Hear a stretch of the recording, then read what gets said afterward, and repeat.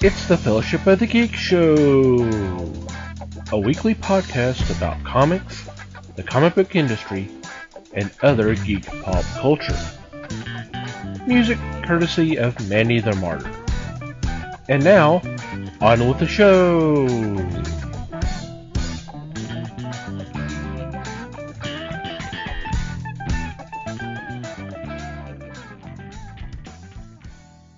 Hey there, everybody. It's the Fellowship of the Geeks podcast. My name is Thomas Chick, and joining me for this episode is Mike Marlowe, Hey, gang. Les Webster, Hello, all. and Liz Newman. Hello, everybody. How are you guys doing? Pretty well. Delightful. Freaking freezing, man. That's how I Well, there's that too. Yeah. I would be better if I could feel my toes, but other than that, Yeah. peachy. Dog keeps stealing the electric blanket. It's like, what the hell? Get a job. Get your own. How does he know how to operate it? Damn. Well, you know, I do love my dogs. It's a specially trained dog. Yeah, you got to keep an eye on that taco. He's a little shady. Like we didn't all know that already. Jeez. Really? It's funny you talk about that.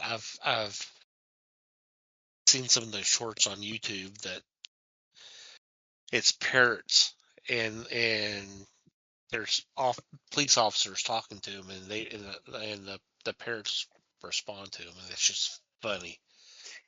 The comments they respond, they say it's just it's funny. I would recommend checking them out. I've seen some of those. And they're at the vet's office too, and he's like, "You're killing me. It's attempted murder." Yep.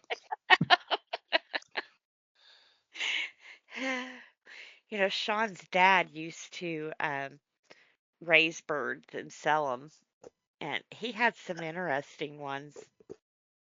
Anytime anybody would knock, you'd always hear the bird come in, you know. Yeah.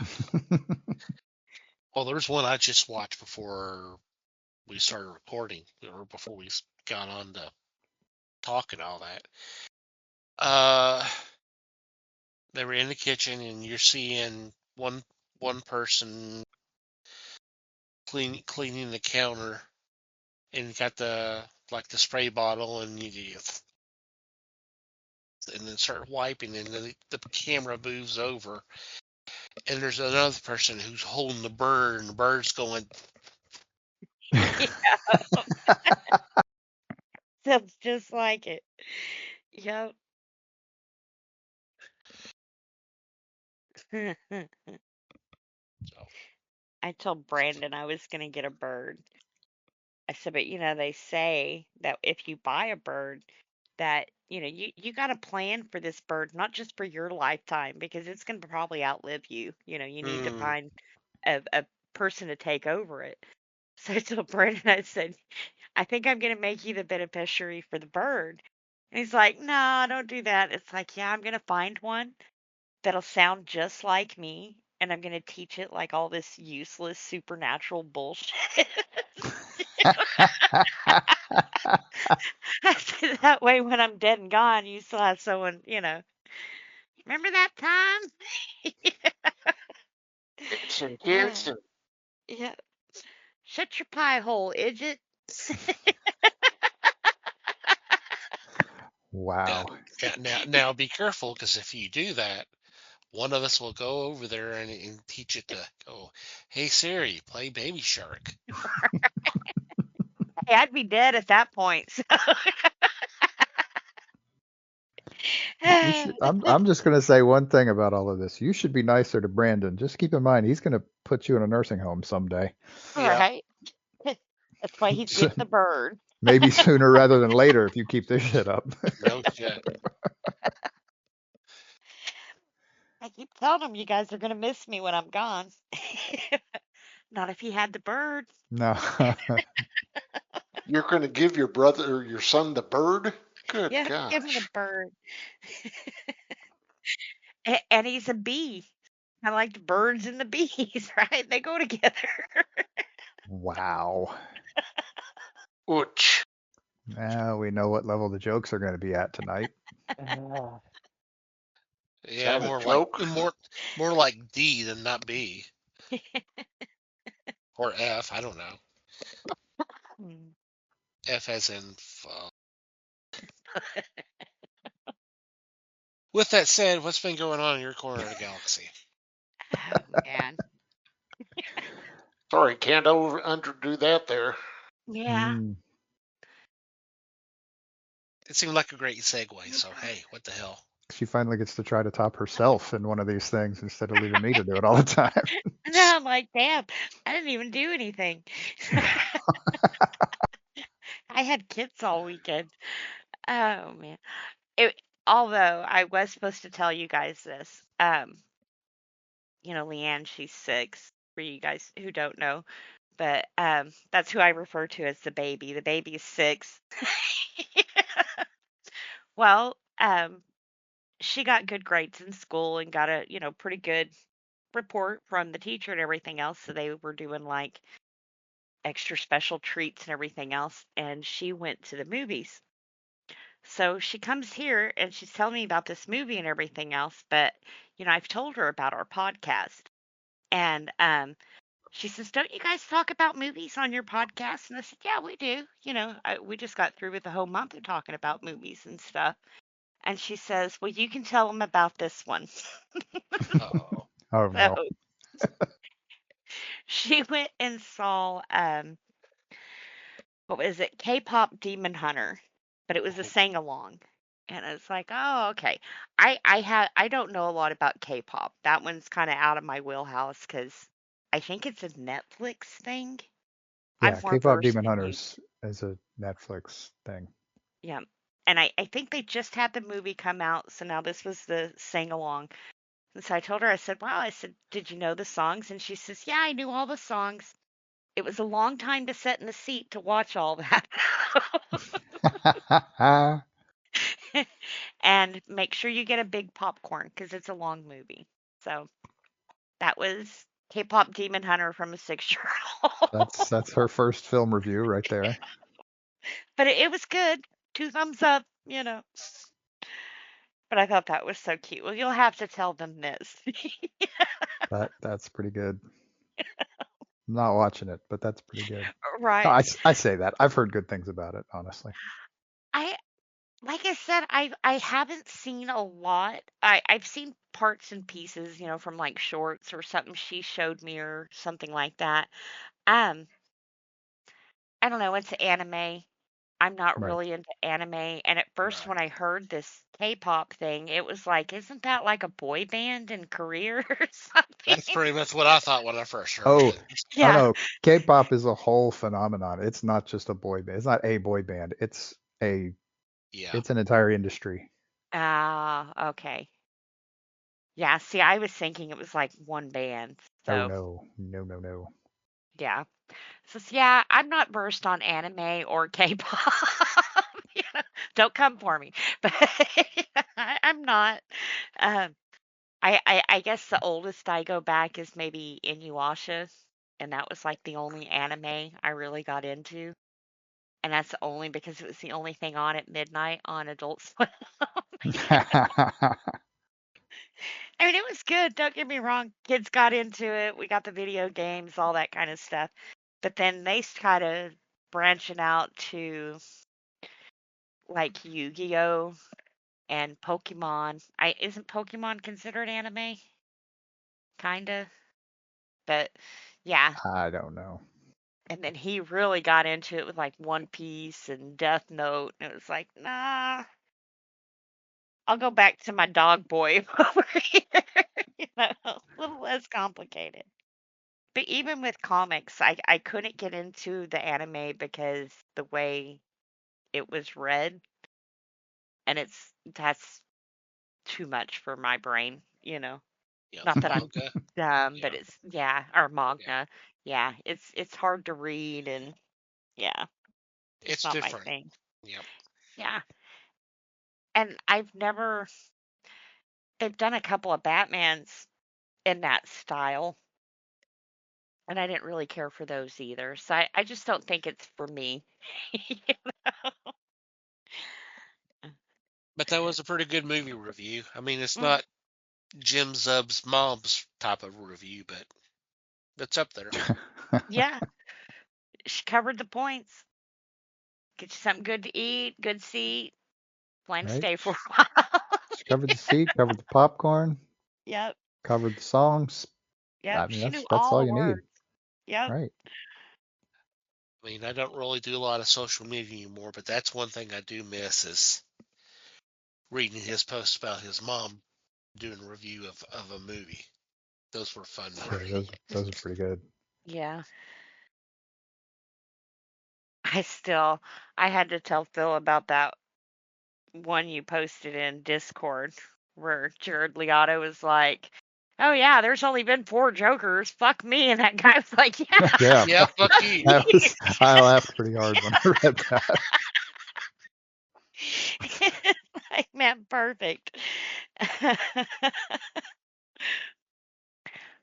But no, like I said, I've had kids pretty much all week, and the cold got me, so I've just been, yeah.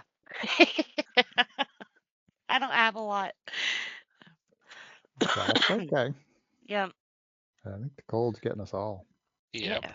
yeah. Well, and then it's supposed to be like what, 80 tomorrow? It's like, wow. Um, what I heard It's was 70 tomorrow and 80 the next day. Yeah. But yeah, Yeah. right, basically bouncing right back, Yep. Pretty which, much. sounds about like Texas. So yeah, yeah. why not? Which I mean, and people are like, "Oh, it's so cold." Well, it's winter. It's supposed to be cold. Right, it's What I don't November. like is the back and forth.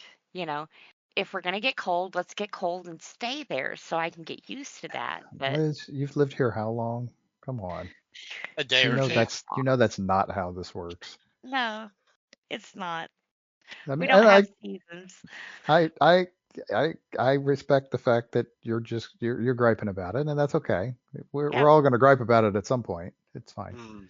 But see, I'm not one of those crazy people who are like, "Oh, we liked it when it was 100 degrees." No, you didn't. Nobody likes living in hell. Okay. Nobody likes 100 degrees. I'd take 85 all year round, Yeah. and that's hotter than most people would like it, Or the honestly. last couple of days before we hit this cold snap, that was gorgeous. You could go Yeah, outside, you didn't have right to at have a 80 jacket or anything. Yeah, perfect. outside. The fuck is that? Jeez, Right? outside Well, that's the crazy talk. the extra baby, the little baby, A baby. the baby, baby two, The she baby. she loves being outside. So we spend quite a bit of time outside. Uh, outside burns. Yeah. Which is crazy because LeAnn won't go out there with us. It's like you're always asking me Smart to go girl. outside, and Mm. here we are. Smart girl If right it, if there. it, if you go outside, there's a chance you might see other people. And God, why would you want to do that? Yeah. Right, Mikey? That is 100% true. I also have the other added issue of I'm allergic to grass, Mm. like Mine's basically all of them. You're mine's only lucky, And so fresh dog. cut grass. I and so can't be on. it's grass and mountain cedar. So year round, I go outside, and the thing that's happening right now, which has been the last few weeks, is if I spend even 5 minutes outside, within an hour, the back of my throat is scratchy. Oh man. And I'm having that problem right as we speak because I was outside in the backyard grilling chicken a little while ago, a few hours ago. And my throat has been bothering me. And it's not bad, it's just there. And it's irritating. Yeah. It doesn't hurt, it's just uncomfortable. And anyway, y'all didn't want to hear about my medical issues. Now Which I think reminded me to about drink water, though. Yeah, I picked mine up and chugged it. Everybody take a water break. Yeah, stay hydrated. Mm, Yeah, I'm ready for it to be cold and stay cold, but which it doesn't do. it doesn't. The last time it did that, all hell broke loose. Yeah, we lost power for what, a week? Mm-hmm. Yeah. Yeah, we aren't prepared for that kind of stuff down here. We are not built for that. And then people are like, "Well, what are you going to do next time?" Next time? That wasn't even supposed to happen this time. Right. That was a once a We century deal, people. Yeah, we ain't going to prepare for something that happens every 1,000 years, Right. We're not going to That's spend any crazy. money on that. Come on. Yeah, let's invest on the heat stuff. Yeah, we have more of that. Yup. Yeah, I still haven't got to watch my movie yet. Um, that weapons that I had Oh, started. I should hmm have finished it that night because now I'm just kind of like, meh. You'd have been miserable the next day if you had. It's fine. Yeah, but it's like every time I go to watch it, something comes up, or like I said, we've had the kids here, so I didn't figure that was a good one. It would Probably not be not. appropriate. It would not be appropriate. But we did watch The Grinch a couple of times. That's already on. God. That's crazy. Which version? Jim Carrey. Although I like the other one too. They haven't played that one yet though. The newer one? Just the animated. Yeah. Boris Karloff version? Was that Boris Karloff? He did the The what? narration. The what was that? The 60s? I don't Yeah. remember when it came out. We Okay. talked about that one. Yeah. No, then not that one. Then they haven't played that one yet either. Oh, they I will. think it's Freeform that's starting to get the Christmas stuff out. Which I mean, sure, okay, I guess. I don't mind Christmas. I don't mind Christmas movies all year round. But I Well, you did must think it was love kind of Life. early. Mm, Hell, Lifetime and Hallmark. They Yeah. would play them all damn year. Yeah, Hallmark does. They even do a thing in July for Christmas in July. But what is the other one? Was it Great American Family that came Well, out to kind of rival Hallmark? They're not too bad either, but they ramp up the Christmas stuff too pretty early. you Like I talk said, about sometimes I don't mind that, but yeah, I at least like to get a little closer to Thanksgiving. Hmm. well, we're not that far away. I I mean, know, LeAnn was, we're recording on the 10th, yeah, and it's going to be the 27th, so that's only 17 days away. yeah. I think LeAnn's got another week of school before she's out. It's like, for what? And they're like, Thanksgiving. It's like, oh yeah. Yeah. It's like when they told me about deer hunting, it was like, what? That doesn't start till the 8th. And they're like, yeah, it's the 9th. Oh, okay.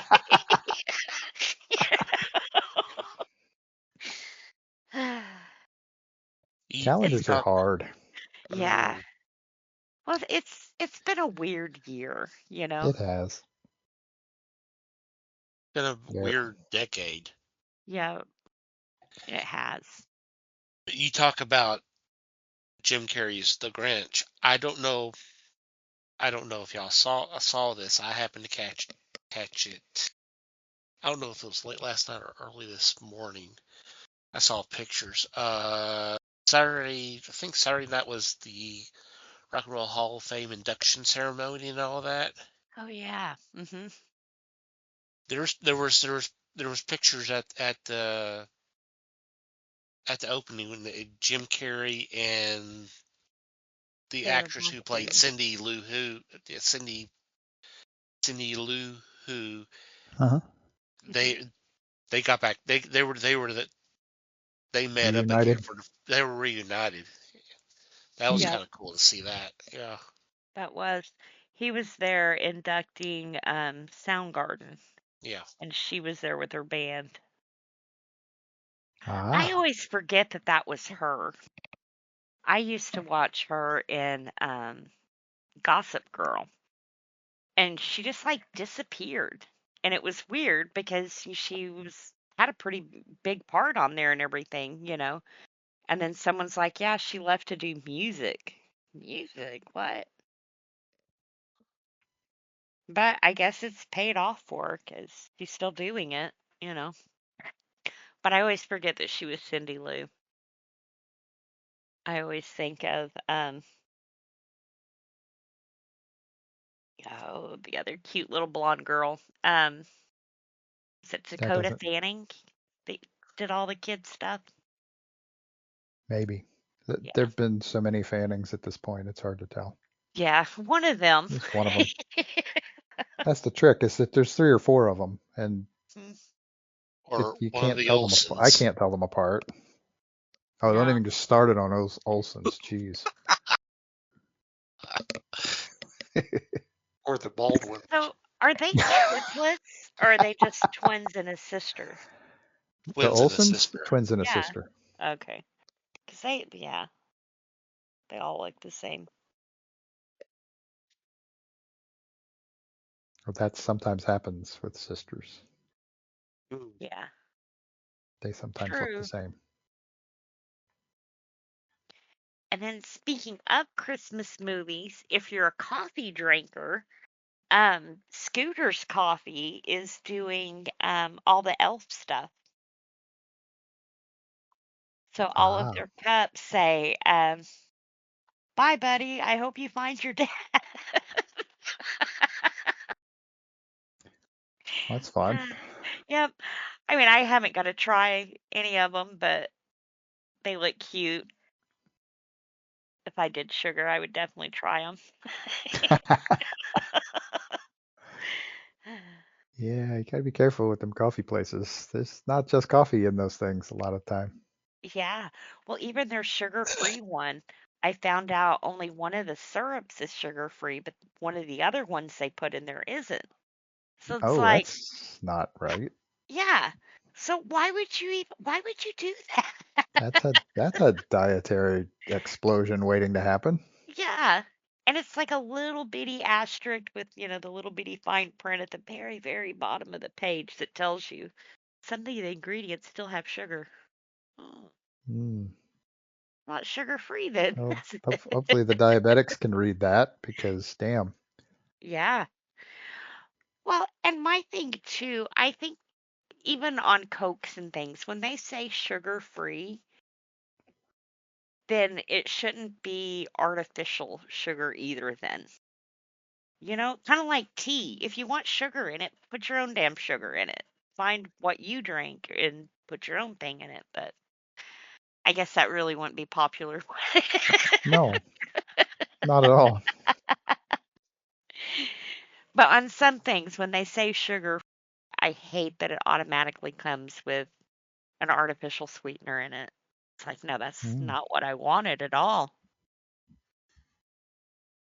Or when you order unsweet tea, do you need artificial sweeteners for that? No. Why? Well, Why? yeah. I mean, I hope unsweet tea is different, but I can't guarantee that it is in any way. But Yeah. No, usually at a restaurant, it doesn't come with sugar. no, but But sometimes they will bring the little cube thing that has the packets in it for yeah, Right. you because they're assuming that that's why you want unsweet tea. And I'm like, no, I actually kind of just like tea, dude. yeah, I like the taste of tea or coffee, Uh-huh.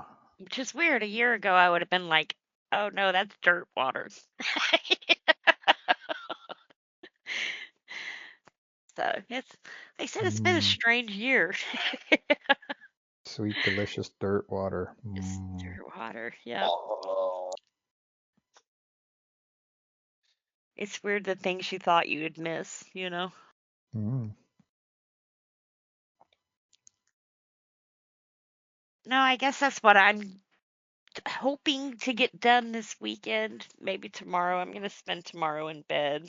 Maybe get some of my movies watched. There you go.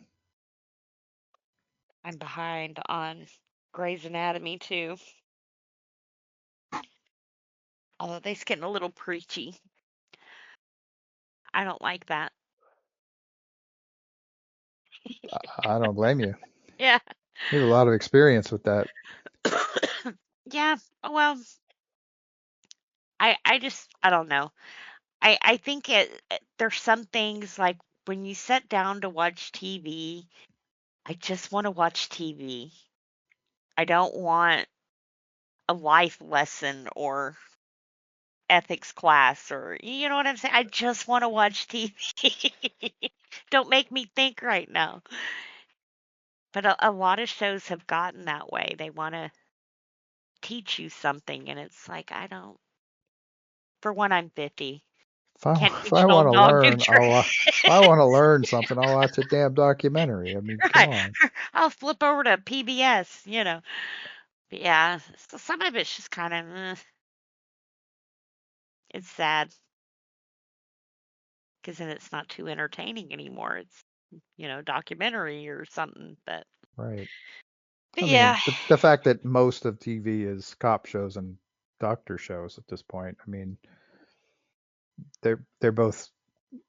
There's a lot of real estate in there for preachy yeah. in both cases. Well, and it was weird because with Grey's Anatomy, their preaching lesson actually touched off on religion. And for me, I've told you guys, for me, a lot of times that's a no-no. I don't go there. I Sure, it's nice to hear other people's opinions and that kind of thing, but not in a TV show where it's one-sided, you know. So I usually tend to no, Hmm. it's not entertaining to me. So, Right. but yeah, so I don't know. I may finish it, I may not. Hopefully that was just a one-off kind of episode, you know. Hmm. Usually it is whoever comes through and next week it's on to something else. But no. Oh, but I did also see on the Me Tunes channel Hmm. that for the Christmas season they will be bringing a lot of the classics over there. Remember I was talking to you guys about they just got a hold of Terry Tunes Hmm. and they're starting to play Mighty Mouse and stuff over there. Um, they're now um it was I'm sorry. My mind just went bloop. They're talking about now for the Christmas season a lot of the old ones. Um like Yogi Bear. There's like 3 Christmas episodes for Yogi Bear. But in the last few years they only tend to play like I guess the newest of the oldest and the other 2 have kind of been forgotten about. So they played the original one was it last week? I think it was last week. And it's still kind of weird because even when you watch the originals, it's like, wait a minute, this has been cut. And I know they have to cut some things for for TV, for commercials and that kind just for runtime, I guess is what I'm trying to say. But Right. some of the things that they cut, it was kind of like, hmm, why did you do that? Yeah, they're not always very good at cutting them, though. That's the trick. Right. And it's like big pieces. Cindy Bear, she sings a song about mistletoe or something. All of that's gone. And it's kind of like, well, that was kind of I don't know the word for it, kind of to help you get to the That was next scene. that was Kind part of of, the plot, right? yeah, so it was kind of like, well, what the hell? So I'm curious with what they're bringing over if it's the original cuts of it or if this is already what's been cut up for broadcast before, and that's what they're getting now. So, That's one of the things I really hate about watching the classic specials on. It's now Freeform, but it was ABC Family because a lot of there was almost all of them got edited out. and And like, I know the major part is for so they can have because they have to make room for the commercials. I get Right. that. And they have slowly and over time added more time for commercials because, well, that's where the money comes from. right. So what was made for a half hour special, what was originally shot to be and cut to be 26 minutes now has to be 21. Right. And And so it they have to sucks. cut it down, and it does suck. It does. And you're Especially right. when you remember the original and you're like, wait a minute. Mm-hmm. To me, it just doesn't flow right anymore. Right. Because I mean, Mm-hmm. like Mike said, some of them were just edited so badly, and Mm-hmm. I mean, it's clearly something is missing because they Yep. just jump. There's a major jump, and you go, whoa, Mm-hmm. And I forget who because they owns don't fucking them, care. They but don't. they're not owned by like Viacom or something who has licensing agreements with like Warner Brothers or Rankin or so they've kind of got to acquire all of this on their own. So that's why I'm wondering with the cuts that they're being given, was this already the butchered cut or did you Right, butcher it? and they might not have any control over which version they're getting either. Yep. I Right. mean, they're having the version that's available for sale or for rent or whatever, however the hell they Yeah. word it in their contracts, and so License it. they can't, Yep. they can't control what they're getting. Right. Because a lot of people had said that about the Mighty Mouse cartoons. They're like, wow, these are kind of, which I don't mind. They're kind of gritty. You can tell, that they're old cartoons, and they're like, will these be remastered? Why? Why? To me, it's like the difference of listening to a CD and vinyl. Vinyl just sounds so much better. Even if you get the little clicks and the pops, there's something about it, to where with the CD, it's all polished and clean and pretty and no squares. It's I just, know, it God forbid sounds we hear good, the but music the way it was intended rather than with the limitations of the 50, 60, 70, 80, 100-year-old medium. Right. right. Now we get auto tune. Yeah, Like I that's an said, entirely different argument, but anyway. right. But it is, like I said, I enjoy I don't mind a gritty cartoon. To me I appreciate it more, especially with being into cartoons as much as I am. You can definitely see how far we've come, where you can appreciate where they started. And Hanna-Barbera and Terry Toons, Rankin, all of these guys like set the pace for this. So, and then they also said something which I hadn't thought about. Um, Not only were these things cut for TV, some of these things were never meant to be on TV. They were all theatrical, Right. which they said that's a whole different kind of, Oh, cut in basically anything itself, before the 50s was never meant for TV. Yep. Right. It was all so a lot of times it's also processing that medium because now we've got to get it off of this film and not remaster it, but we do have to put a master copy down to where we don't lose Hmm. it. Right. And that's actually the main point of all of that Mm-hmm. is we have to get it to a medium that we can actually use and that isn't literally dissolving as we play it. Yep. And it's cool when you see a channel like MeToons be able to, I mean, it looks like they're picking up popularity because they keep adding this new content and everything, Mm. but all the licensings that they're being able to get, that people are willing to share their stuff with this. I'm not share as in, hey, here it is free, but usually with those kind of properties, it's pretty. No, this is only going to be shown on ABC, or this is only going to be shown on Nickelodeon. But to let a smaller guy in and go, okay, you can do. We've tried this, but if you think you can do this, here you Mm, go. yeah, I mean, yeah.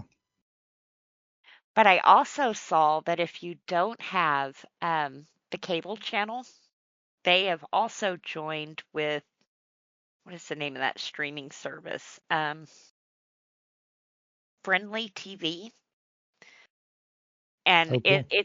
it sounds like, from what I've seen, because they had a couple of channels that I was interested in, especially if I do finally cut the cord, maybe. Um, but it's quite a few, not just like Lifetime channels, but it is kind of channels like that. So, Hmm. but yeah, a lot of neat stuff. It's also available through broadcast. Is it? Yeah, if you have all you have to do is buy a digital antenna, and you can pick up all kinds of stuff, including MeTV Tunes. I didn't know that. I thought it was part of my cable package. Well, I mean, it is, but also it's on my digital antenna. It's 55.3. That's cool. And it's kind of neat they did the cartoon channel, because I also enjoy the MeTV, Mm-hmm. which has got like Andy Griffith and MASH and that kind of thing on there. So, Yep. Nostalgic TV till your eyes bleed. It's great. hmm but it was Hey, cool. Les. They also show Hogan's Heroes. There you Yeah, go. they do. You- And on Halloween, when we had talked about all of the Jekyll and Hyde, they did play um, Bugs Bunny's Dr. Jekyll Mm, and Mr. Hyde. They played both versions. mm-hmm. So, like, Cool. that's so cool. I even recorded it, not like you guys could see it. It was like, oh, I have to show this to the guys. Yeah. We have to I come to even your house recorded for it. that. For that, you have to actually tell us where you live, and that's risky Right. at best. I mean, come on. Get the chili ready. Oh man, Chili and Bugs Bunny. That sounds like a party. Mm-hmm. Yeah. How many bathrooms do you Nothing. have? Just one. Huge backyard though. No Oh judgment. God! Oh, Wow. No, just the whole state park out there watching. Right. But anyway, I do have a tree line. okay. Yay. Yay. Yeah. Oh, yeah. Well, that took a turn. Yeah. But anyway.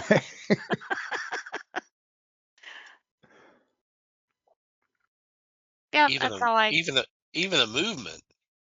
Oh, Oh, oh Lord. ouch.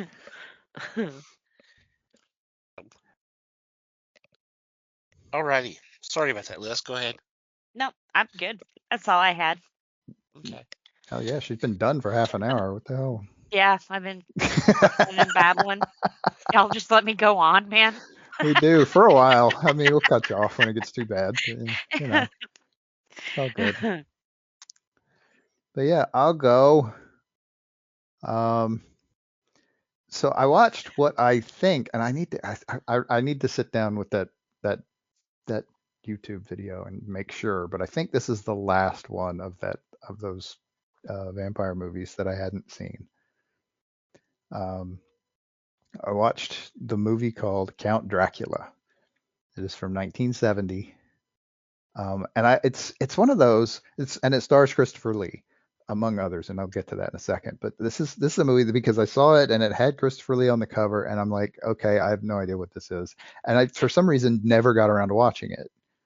Um, when I saw the opening credits, I realized what it was, and I, it's not like the reason why I hadn't watched it. I just hadn't realized what it was. If I had realized who made it, I would have probably watched it sooner. It was made by Jess Franco. Um, if you know anything about international cinema in the 70s, you probably know who Jess Franco is. He's a Spanish filmmaker. He did quite a bit of Well, let's just say if they'd been made in the United States, they'd be called exploitation movies. Grindhouse films, yeah. Well, I mean, he did several. This is not this. I don't know if this was his first vampire movie, but it certainly wasn't his last. We'll put it that way. Right. And they got a little racy at times.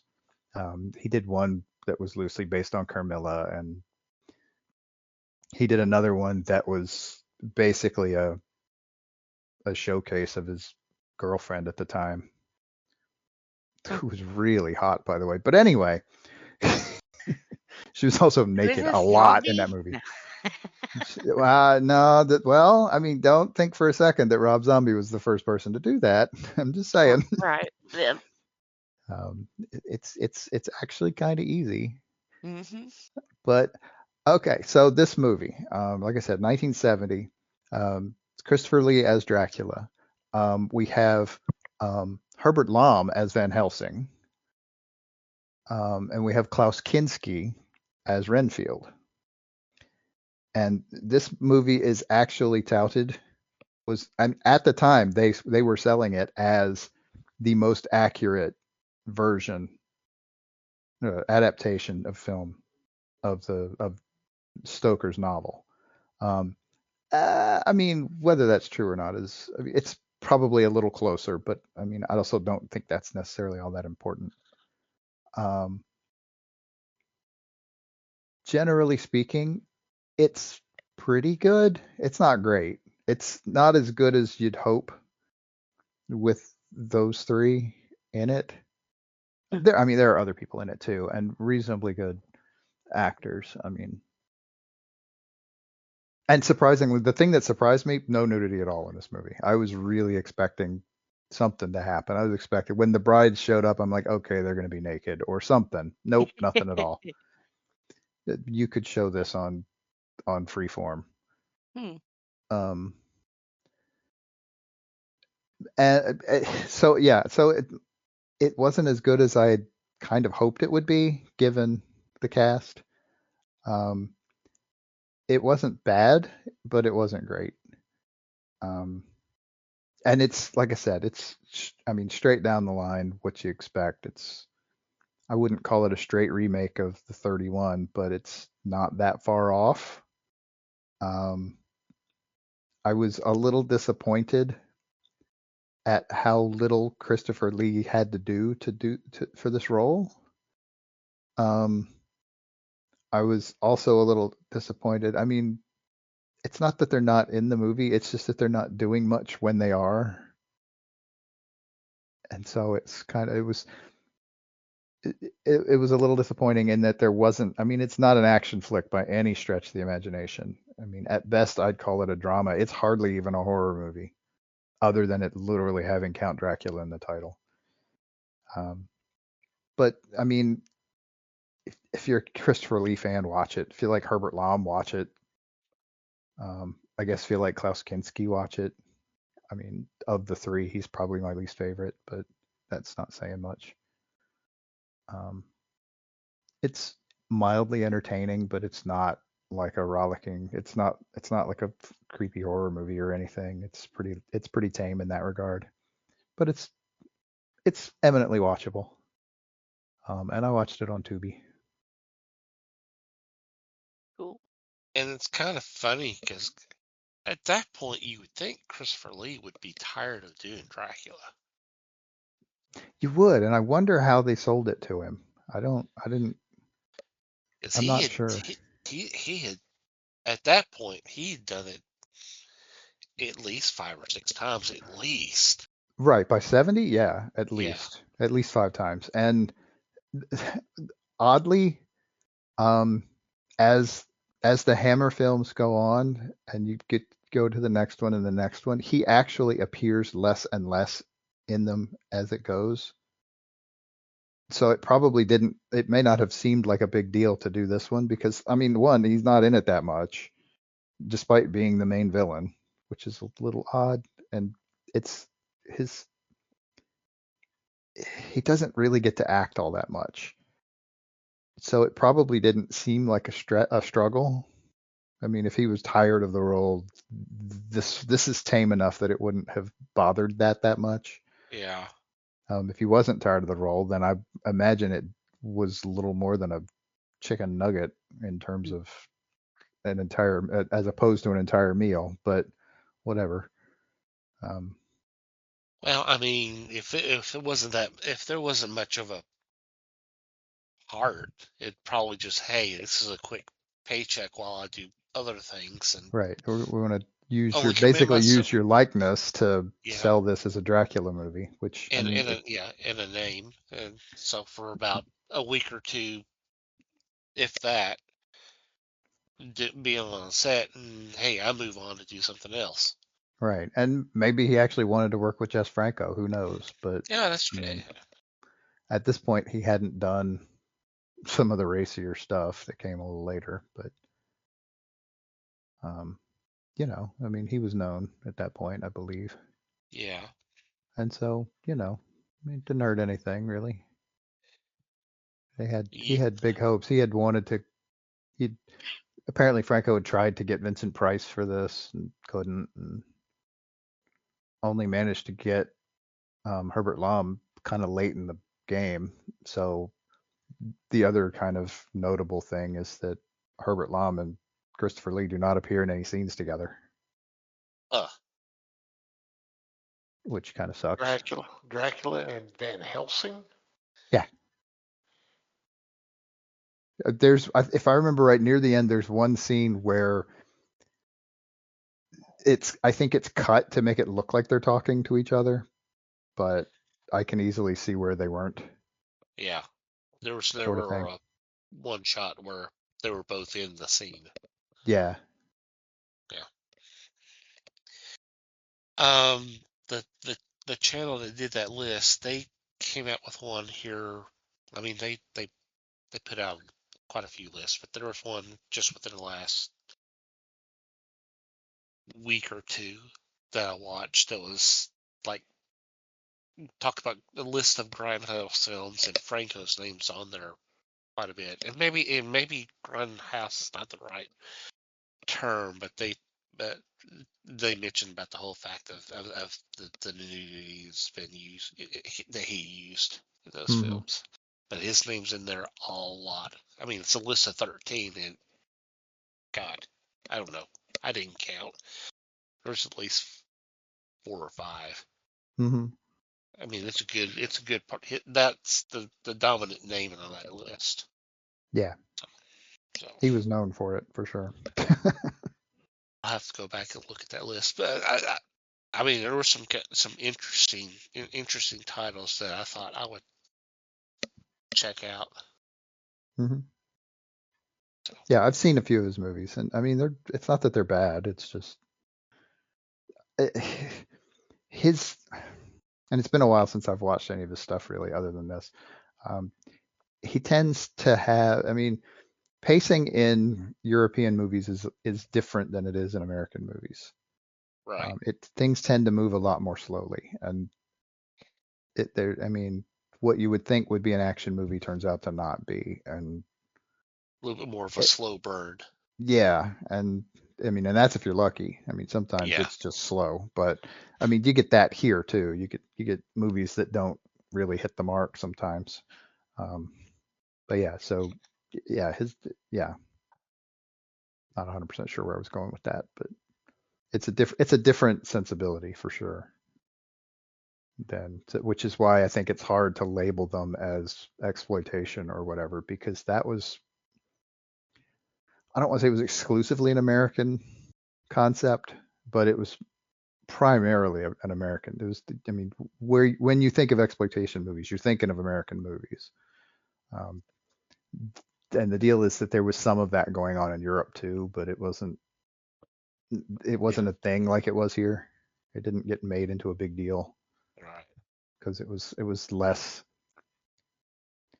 out of bounds over there, I think. I mean, here they were crossing lines with like the Hays Code and shit like that, and rating systems, and they had less of that in Europe back then. I think there's more now, but only marginally. It may have been a list of exploitation films. That may have been the more appropriate term. Could be. I can't remember. But it's funny if they talk about nudity, because nudity is more accepted over in Europe than it is here. Right. It's less of a big deal Yep. for sure. Like I said, I'll have to try to find that list again. Yeah, it'd be interesting to see that. I don't think I posted a link in the Discord. I don't remember. I can't. I see too much stuff. So, but Yeah, I'll if you try track to it back locate. down, if you track it back down, stick it in there. Yeah, I I'll will. watch it.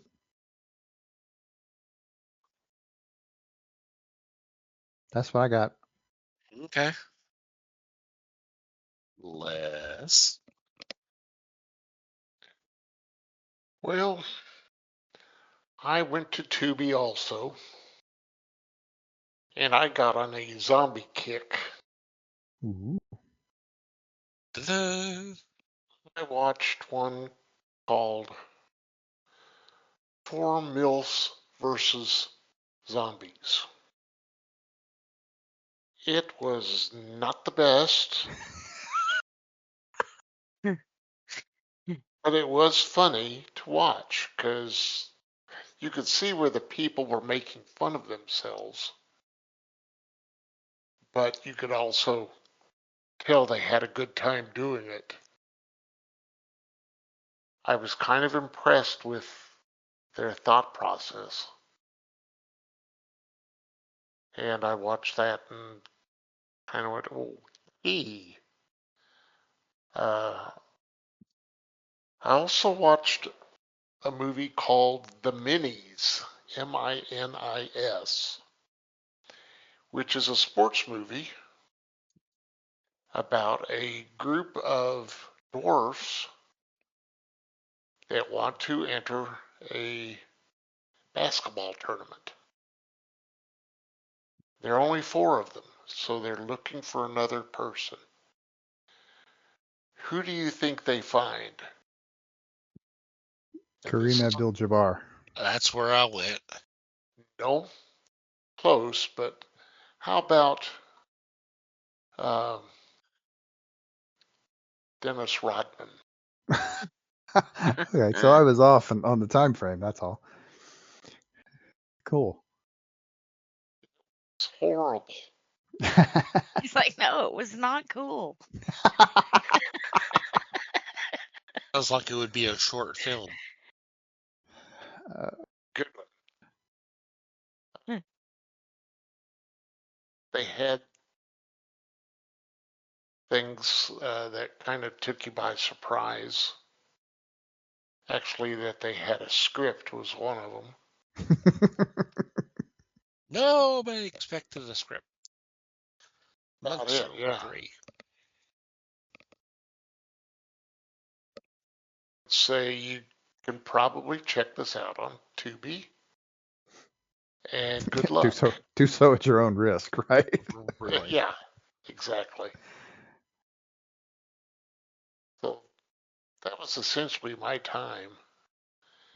I am in the middle of watching Navy versus the Night Monsters, Ooh. which is 60. It stars Baby Van Doren. So it's been okay. Definitely not stuff to write home about, but kind of fun. Neat. It's fun. You're talking It's about fun. watching movies with weird titles, and especially on Tubi, because you really never know what you're going to get. But it's fun sometimes to check something like that out, because sometimes they're like hidden gems. True. I mean,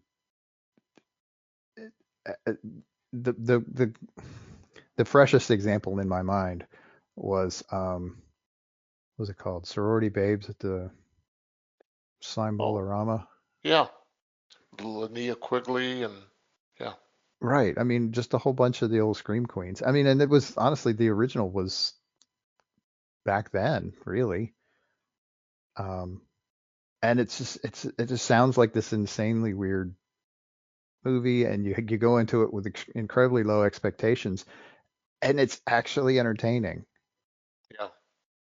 And honestly, so was the sequel that they made like 30 years later. That one surprised me. I saw I saw that title with a 2 on it. I'm like, oh shit. And I looked at the dates and I'm like, really? And it turned out to be funny as hell. I mean, not the least of which because you get uh what's her name?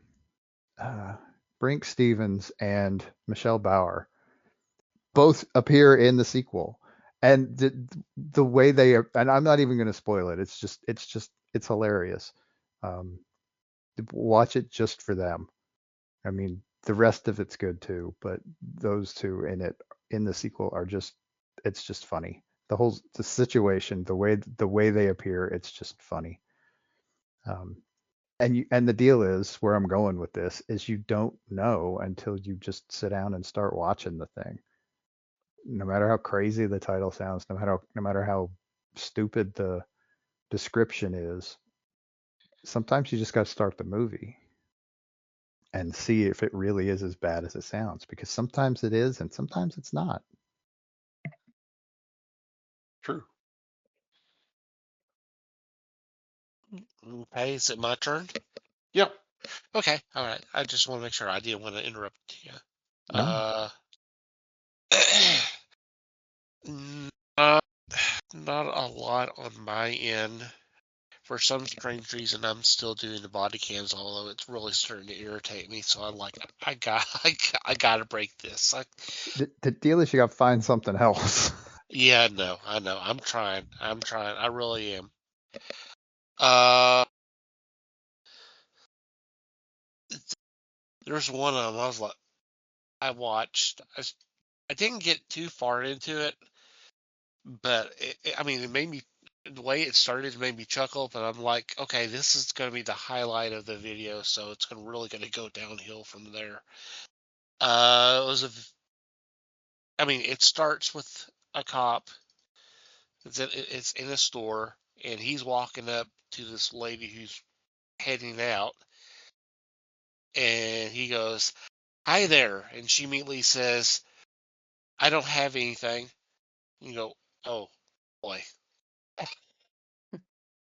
really?" That's not a guilty conscience right there. Holy, oh God. Uh,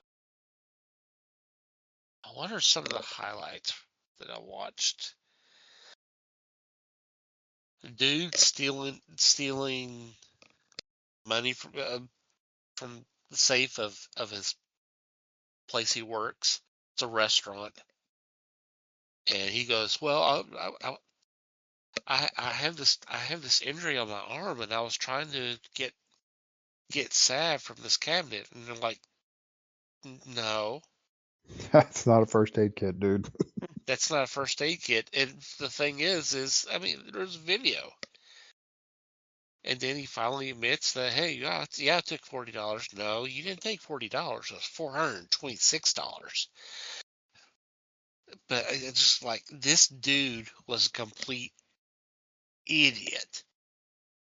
It just and kept saying, "Oh, what did I do wrong? What did I do wrong? What did I do wrong?" It's like, dude, just keep playing innocent. It ain't gonna work. I don't know. Sounds Uh, like his song was Math Sucks. But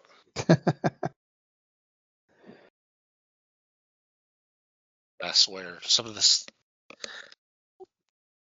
I don't know. It just really makes me sad about way things are right now. I mean, some of these videos are within the last couple of years. Some are a little bit older. Uh, it makes me wonder about the mental condition of this country. Now I know drugs are playing a part in it, but I think some of it's not drugs. Some of it's not drugs. I think that there's some people who seriously need help, and they don't have that help. And that's kind of sad. Yeah. It is, and the fact that you're thinking about it in those terms just underlines the fact that you need to get off of these videos. Yeah, I know. I know. So Jump over to Tubi and watch a stupid movie. That's yeah, always a good option. Just pick a topic. yeah. I need to get back over there to Tubi. I actually, if anything, I had actually got back to Pluto and was doing Mission Impossible again because it's been a long time since I watched those episodes. So it was kind of nice to see them again. I don't remember as much as I thought I would, so that's kind of nice. And it looks like they're actually showing them, from what I can tell, looks like they're showing them in airing order instead of production order. So that's an added little thrill because I'm like, Yeah, okay, that's not what I was expecting the next episode to be. So either I don't remember it right, or it's actually being shown in. Or they corrected it. Yeah, they corrected it. They're showing it in the actual release order. So that's a plus. It's a yeah, start. let's start. Well, and now with it being around Christmas time, Pluto's going to be adding, if they had an array, I hadn't looked yet, adding some special Christmas channels. So it'd be nice to kind of see some of that, whether it's TV episodes or TV movies or music videos. And I know I know last year they had at least a couple of channels where it was just nothing but the fireplace. And then they had one, if I remember correctly, I think it was Pluto. It was just Christmas type music, but the videos were animals. Like it may be a 30 minutes of puppies or that type of thing, which was Oh, there you go. was kind of nice to see. Hmm. I'll have to look and see if they have that again this year. So That's cool. Yeah. Yeah, just get me away from that. I talked about this before we started recording, and that's something I probably need to see if there's actually videos and not just these shorts of parrots that are just being funny as hell. Most of the ones I've seen it's them responding to comments or questions from police officers, and they're just smart ass comments. It's been kind of funny to watch those. So I'll have to check that out. So Yeah. yep. Well, on that note, let's go ahead and take our first break, and then we'll get back into this week's discussion.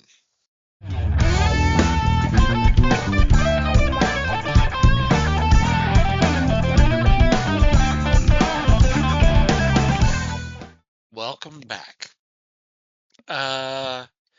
This year, and I did not realize this until just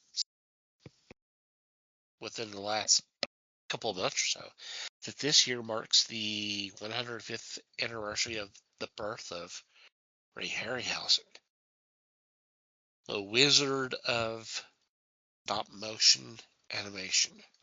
Hmm. Hmm.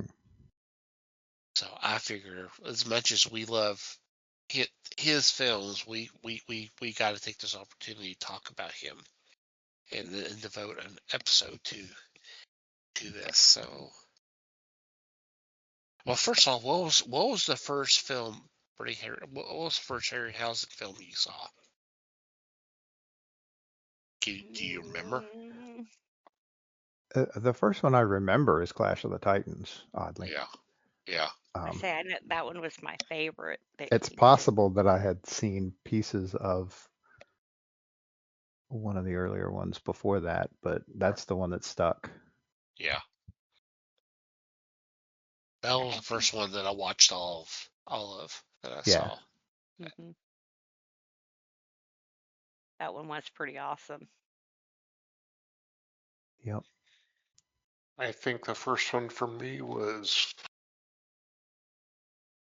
Seventh Voyage of Sinbad Okay. back in '58. I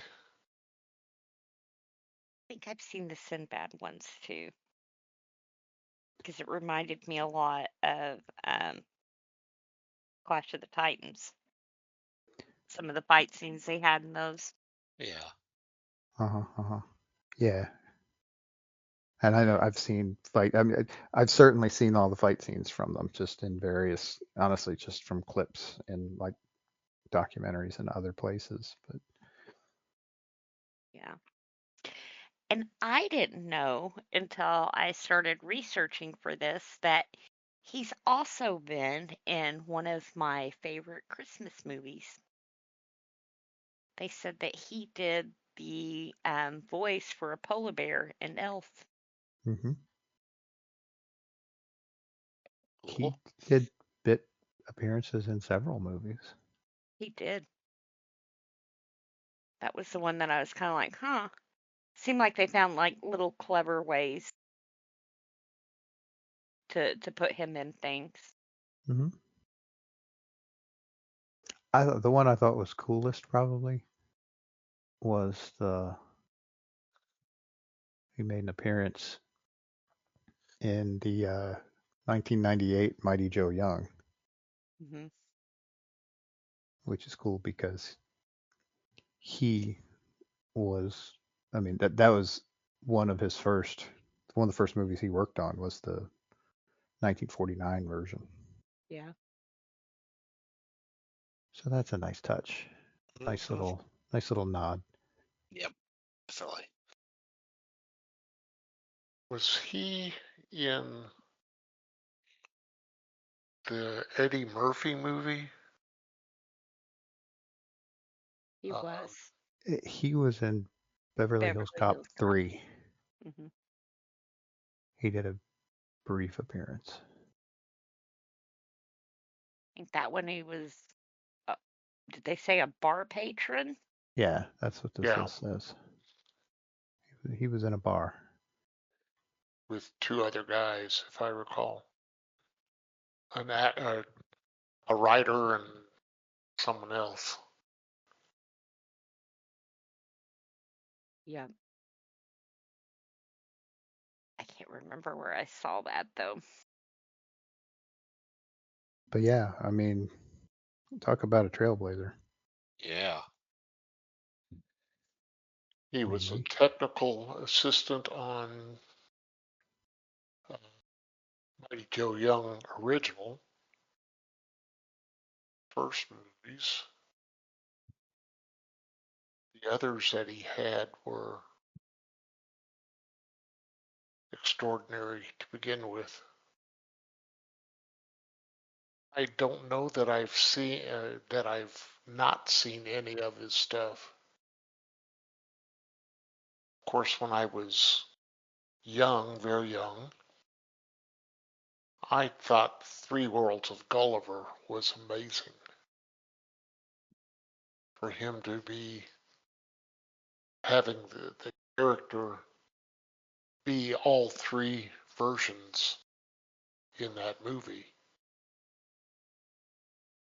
where it was with the Brobdingnagians and the Lilliputians and sorry, I can't recall the third. That was in 60. Hmm. Yes, I've even seen the Valley of Guanji. I'm not sure, but yeah. Wasn't that Doug McClure in that one? This says James Franciscus, Richard Carlson, and Gila Golan. Yeah. Yes, looking up Valley of Guanji. One of the listings they have for the cast was Guanji, and it says self. So Nice. I thought his stuff was spectacular because, yeah, he did a lot of Sinbad movies, and I even met the man at a at uh, San Diego Con, and he was a very nice man. And this was probably close to 20 years ago. Wow. Cool. He was so nice and soft spoken. And you think of some of the stuff he put out. It's extremely violent. He did what? Jason and the Argonauts. And he did two of the Sinbad movies, I think. Jason and the Argonauts that had uh, the large mechanical character that he uh, turned the spigot on the mechanical man's ankle. Yeah, because that was also involving Hercules. Yeah, Hercules was part of the crew. but they didn't make Hercules look like Steve Reeves in that. They just had him as a strong man. But they didn't lean out on the idea that he had uh, special powers. He didn't have muscles on muscles. That's true. Yeah, Yeah, that's one of my favorites of his. yeah. The idea that he could do these battle with the skeletons still amazes me. Just to see that is astounding. And something I did not know, or if I did, I didn't remember it, is that he was born in L.A. I've always thought of him being British, and I'm not sure where I got that idea. I Well, know, he moved to England well, I know fairly early on. I remember reading that somewhere. It's like 1960. He moved to the UK and got joint citizenship. I've just always thought that he was British, so I don't know why. Don't ask me. Hmm.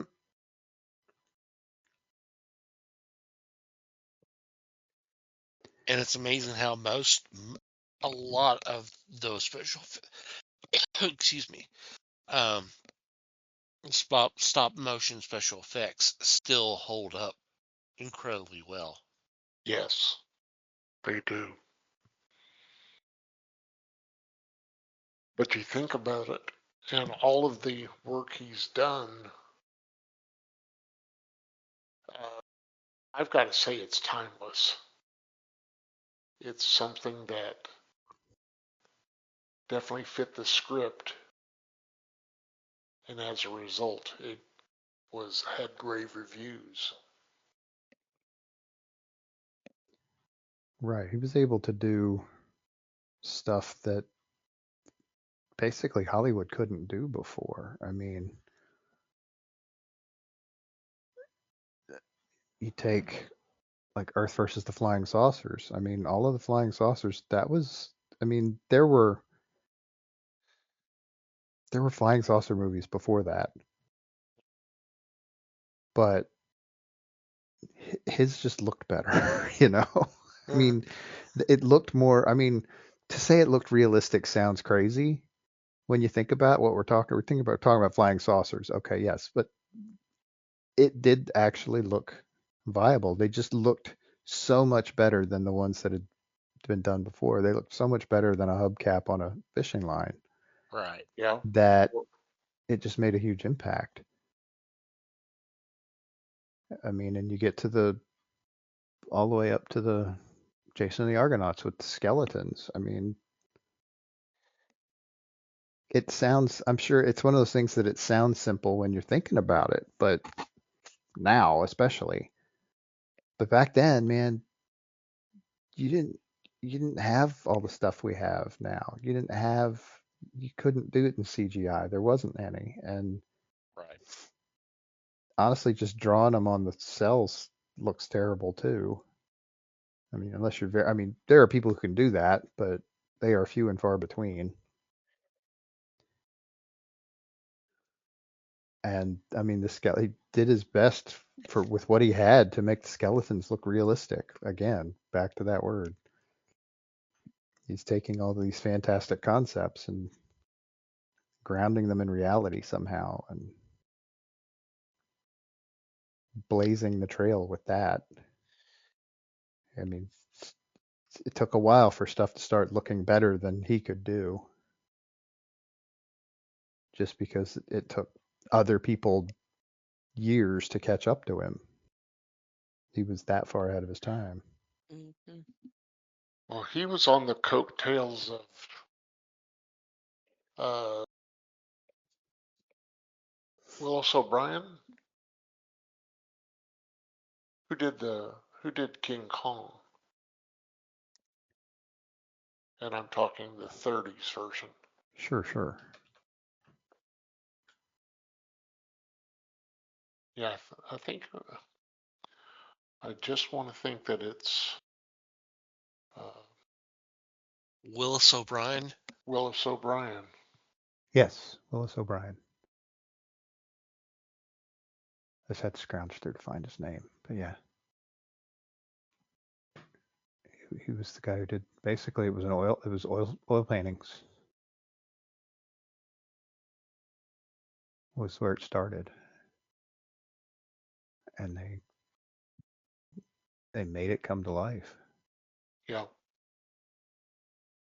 I mean, if you're ever going to watch a King Kong movie, watch that one, please. which that sounds like an easy answer, but it is the best.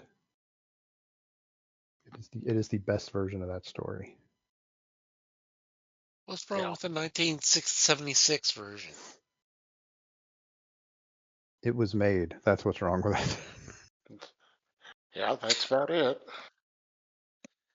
I mean, come on, Jessica Lange. Introducing Jessica Lange. And, you know, I got mad respect for Jessica Lange, but it was an inferior version of King Kong. You just don't like it because of Charles Grodin. Ugh. No, watching terrible things happen to Charles Grodin is actually kind of a sideline hobby of mine. But anyway,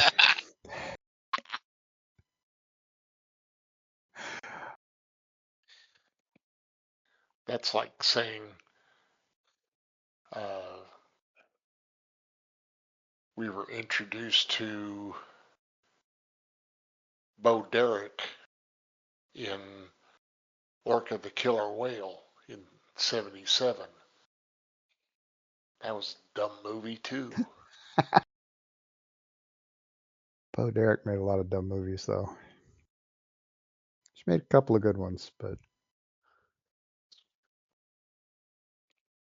Not very many. Suffered a broken leg in the In that movie. movie? In Wow. Orca, yeah.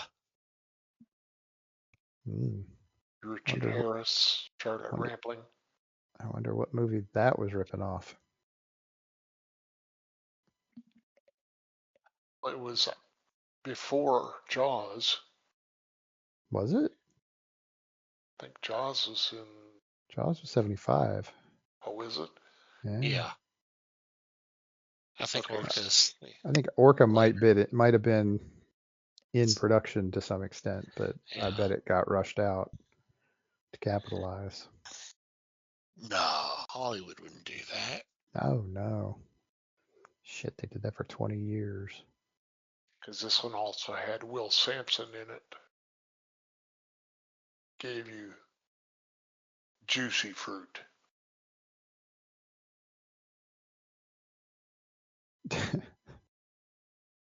After you're telling me after this movie, the next highlight of his career was a chewing gum commercial. No, that was his line in One Flew Over the Cuckoo's Nest. Ah, okay. When Nicholson offered him some gum, he looked at it and went, juicy fruit.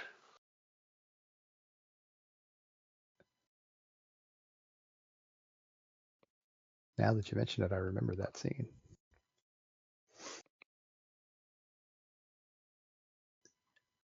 Okay, quick question.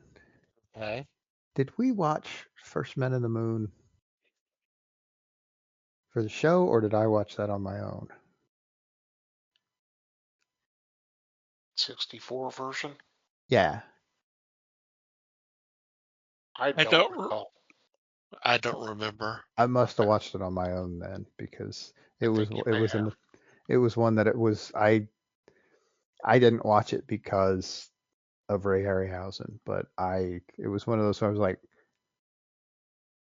and it even took a while because it took them a while to get to the moon, to be honest.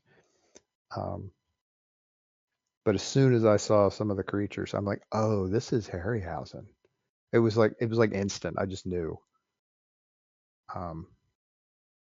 Because I mean, as weird as some of the stuff in that movie was, as weird as some of the creatures were, it was just obviously him. It was just no doubt. They were really Yeah. well done. It's an interesting movie. I mean, it's H.G. Wells too, so that's not surprising that it's an interesting story, but True. it was fun. That's probably the most recent one of these I've seen.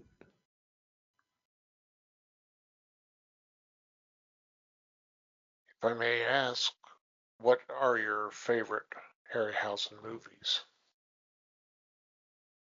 Thank you and good night. Oh, building up to it. Okay. Um, 3. Give me I 3. I would be. I mean, I already mentioned Earth versus the Flying Saucers. Honestly, that's probably um, overall that it's it's just a fun movie. And then, like I said, the saucers feature a pretty prominent role there at the end. I mean, which is fun. I mean, they're Much kind of bits and pieces of them throughout, but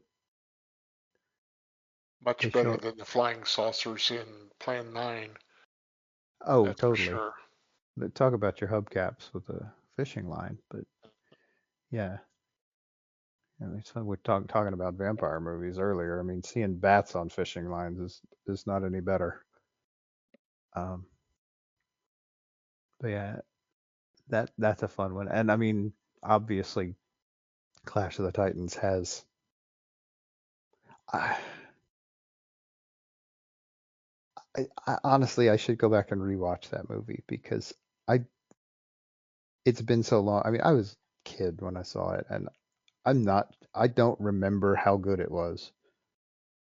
I couldn't tell you. So, I mean, just for sheer nostalgia value, I should go back and rewatch that Hmm. just to give it a fair shake as a grown up. think it still holds up pretty well. If we're supposed to list 3, that's one of them. If we're supposed to list 3 films, that's definitely one of them. I remember in the theater, being in the theater, and just flabbergasted at the Medusa scene. Yes. Mm-hmm. Well, and the owl. Mm-hmm. The owl was just fucking cool. That's for me. That's the standout there. I mean, the fact that it was also cute probably didn't hurt. But The Kraken. That was pretty cool. you seen one sea monster, you seen them all. Rocco.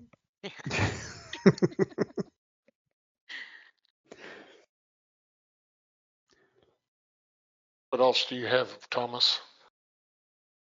Jason and the Argonauts. Definitely, I like that one.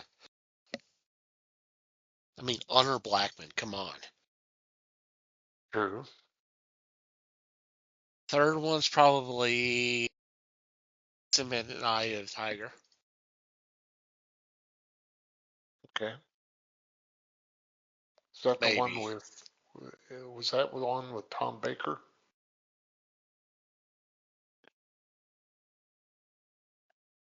Don't believe so. As the evil guy? It might be, but I can't remember right now. Looking at the cast list, I see Patrick Troughton. I don't see Tom Baker. I see Peter Mayhew. Yeah, because Peter Mayhew played the oh shoot, it's been too long since I've seen it. He was in Golden Voyage of Sinbad. Ah. With John Philip Law and Caroline Munro. There you go. Yes, Eye of the Tiger has Jane Seymour. Patrick Wayne. Yeah.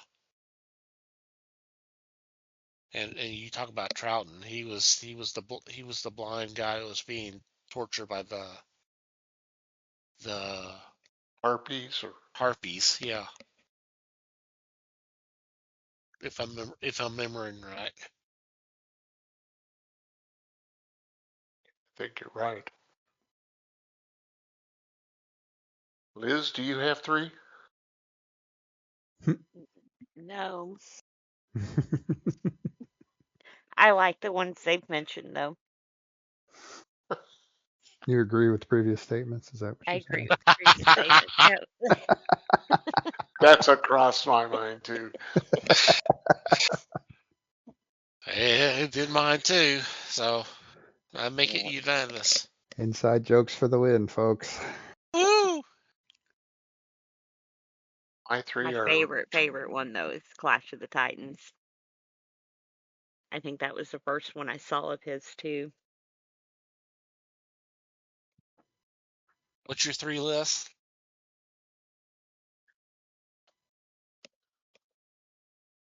I'm going to go with 20 Million Miles to Earth with the Ymir.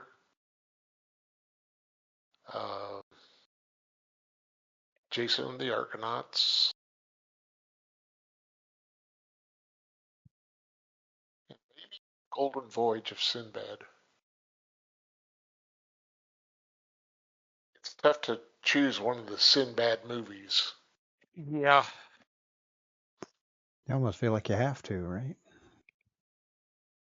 Yeah. For me, for that list. But looking at these lists, I see things that I want to see again so much. And in this delightful age of streaming, Yep. you probably can.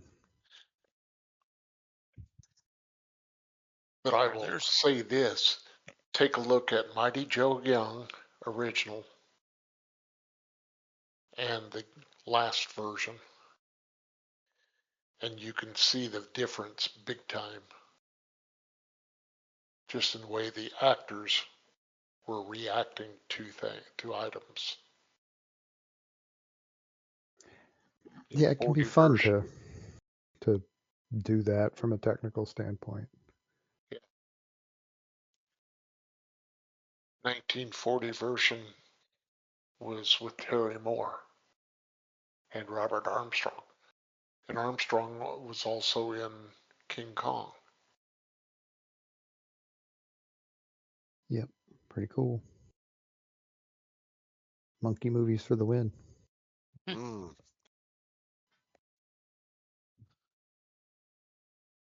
Harryhausen movies for the win. No doubt about that. Go-to guy. And the thing about stop motion is, God, how painstakingly it is. Yeah. Yeah. You talk about the sequence with the sword fighting skeletons. How many were there?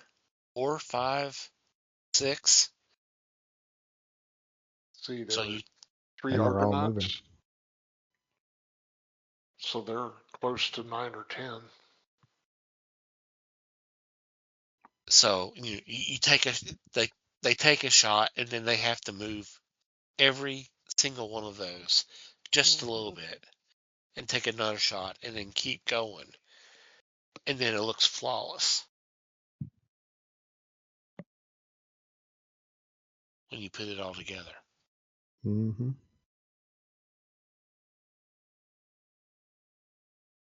Well, it's got to be tough on the actors too, because Yeah. I mean they're acting against basically nothing, Mm-hmm. and so then the animators have to go back and When you have to stay on your mark, because if not, it'll mess up 50 scenes that they just did. right, and they're doing it essentially frame by frame. Hmm. So however many frames per minute or per second they're shooting, they're having to redo all of that every time. Not a lot of room for error. Can't imagine the amount of patience that would take. Mm-hmm. Be past my limit, that's for damn sure. Yeah. Yep. I don't have the patience for it. Liz is over there like, patience, patience. Isn't that a flower? That's a Guns N' Roses song. Wow. Even better. Oh, Definitely check out some of his films if you have not, which, I mean, if you're listening to this podcast, you've probably seen one or two of his films already. So, Mm. Intentionally or not. yep. So on that note, let's go ahead and take our second break, and then we'll be back with geek news for you.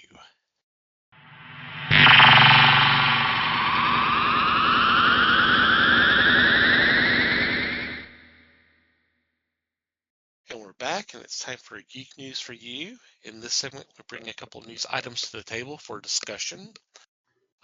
This week, it is Mike and myself. And Mike, would you go first, please, sir? Oh, sure. So my news item for this week centers on a guy named Gary K. Wolf, a name you might not be familiar with, until I tell you that he's the guy who published a book called Who Censored Roger Rabbit. This is the book that the movie by Robert Zemeckis, Who Framed Roger Rabbit, was based on. So he announced essentially this week that because of the something called the 35-year copyright reversion clause. He now has all of the rights to the character of Roger Rabbit and all of the characters basically from his original book. Mhm. Okay. This essentially he's announcing this because it is also his intention to begin work on more stuff in this universe, in this world. Whether that's going to turn into movies or not, it's hard to say at this point. I think he's still pretty early in the process. Um, he has high aspirations, I think, um, and has not ruled out the possibility of working with Disney again, although I don't think it went all that great the first time. It's like he had to sue them at one point for unpaid royalties based on the movie, but he's open to the idea of working with them again. Um, so, I mean, there's not a lot of detail in all of this. I just thought it was interesting that we could possibly get a Roger Rabbit movie. Actually, the one that he has been pushing already is a live action Jessica Rabbit movie based on Interesting. one of his books. So yeah, um, that's at least the one that's furthest along in the process, according to him. So I don't know. I'm not 100% sure what to think about it. It could be interesting. It could be a complete cluster. Who knows? Be interesting to see. It'll be fun to watch it, see how it unfolds. Keep an eye open for it for like the next year just to see if anything happens, if anything moves on it. Yeah. Refresh my memory. There's obviously the movie, but did they do anything else? I think there was like maybe a short or two, but there really wasn't much There were, I else. think, yeah, there was a couple of shorts, and there was a sequel in the works that um, Zemeckis eventually bailed on, and so nothing ever happened with it at that point.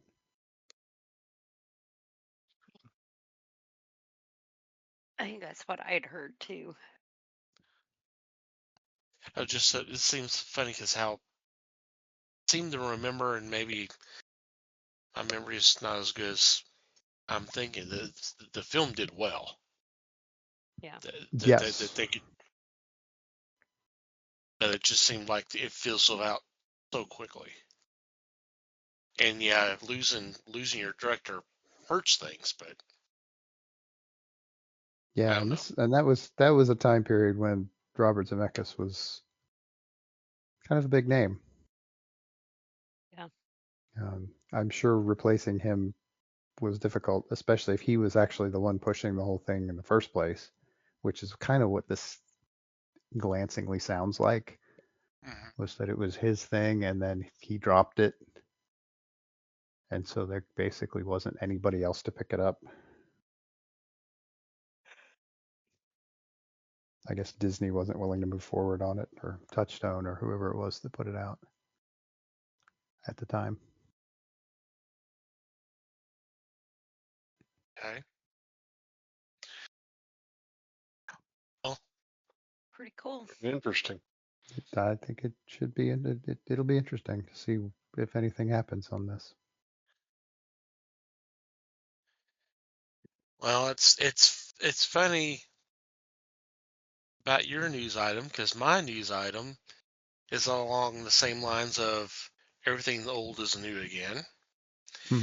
Deadline is reporting that Universal Pictures is talking to Brendan Fraser and Rachel Weisz about doing another Mummy film. Hmm.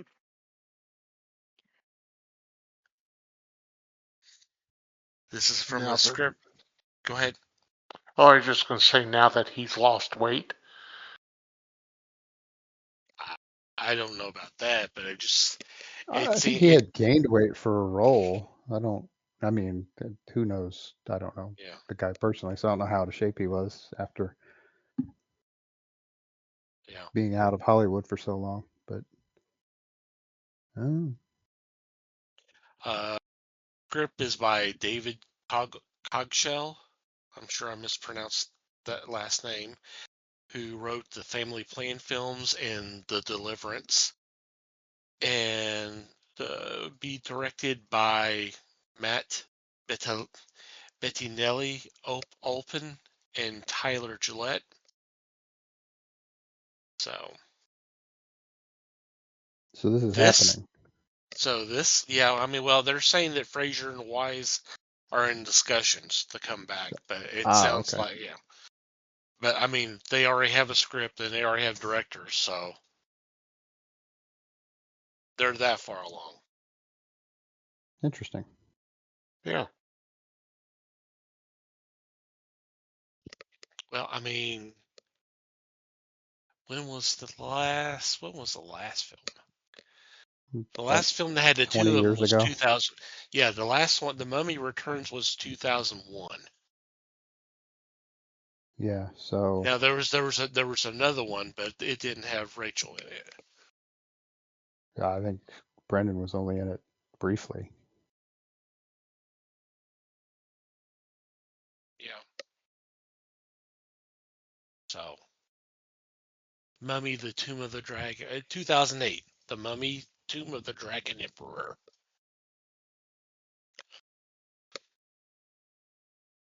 Yeah, so So, 18 years ago, 17, yeah. 18 years So ago. yeah. Assuming it'll come out around 2028, it'd be 20 years. So that's kind of interesting. That I mean, is that how? Yeah, it makes you wonder what kind of role they would have in the movie. I mean, I doubt they're going to be running around kicking the hell out of CGI mummies at this point, but doesn't mean there's not a role for them, right? Well, they could be the parents of the Well, young they boy. Oh God, do they want to go there again? That didn't work the first time. yeah, he was a little annoying. I mean, He's older now. I mean, The Scorpion King was was an okay film, and I never did see Tomb of the Dragon Emperor. That one, I I just had a problem with Brendan being there, and then supposedly the other guy being the boy grown up. And I'm just like, that doesn't make any sense. Okay, so so that's why I stayed away from it. But I mean, is Universal hurting that bad that they want to do something I, like this?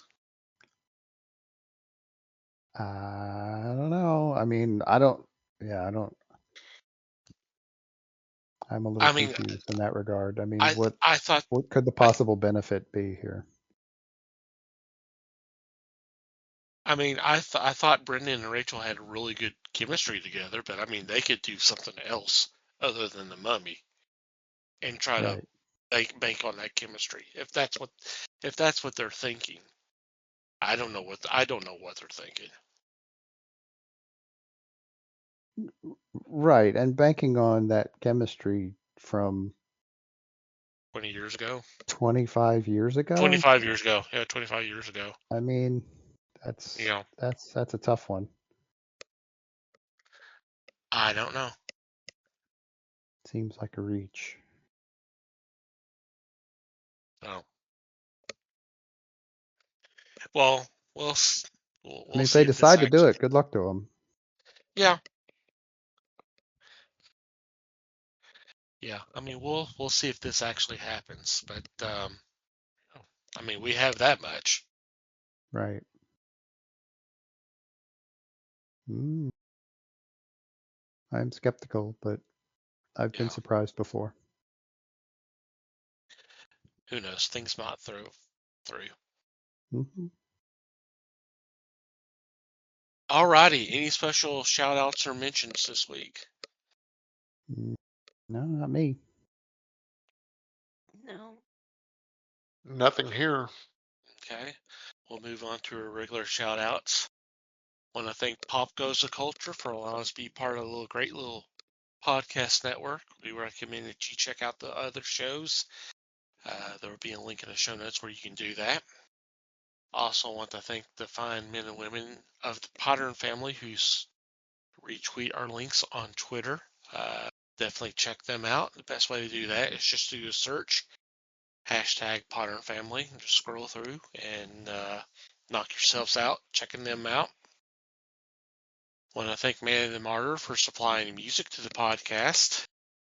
In our link, show notes, there will be a link where you can check out some of their other music. And you, dear listener, thank you for downloading and listening to today's episode. We value your feedback. Our email address is email@thefellowshipofthegeeks.net. Or you can go to the website, go to the About Us page, and there's a contact form you can fill out there. We do have a Discord that you can join, and we do have a section there specifically for feedback. Also in our Discord, we post news items, stuff for discussion, stuff to laugh at, trailers, stuff to listen to. We'll have some fun activities on there as well. So if you want to come hang out with us, by all means do that. Sign up for Discord. It's free. The apps are free in the app stores. And we do have an open invitation on our homepage. Social media wise, we're on Facebook, The Fellowship of the Geeks. On Instagram, Twitter, and Bluesky, we're at Fellowship Geeks. If you'd like to follow our personal Twitter accounts, Mike can be found at Mikey Geek. Liz can be found at LN_geek. Les may or may not be found at Fake Les Webster. And I'm Tom TC Geek. And from wherever you download our episodes, if you'd be so kind enough as to rate and review the show, it would be greatly appreciated. Anything else before we say goodbye?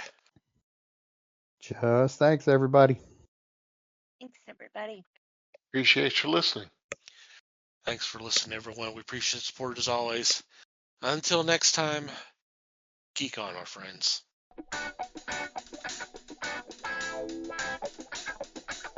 We thank you for listening to the show. Comments, suggestions, and questions can be sent to email@thefellowshipofthegeeks.net. You can follow us on Facebook at The Fellowship of the Geeks and on Twitter at Fellowship Geeks. Until next time,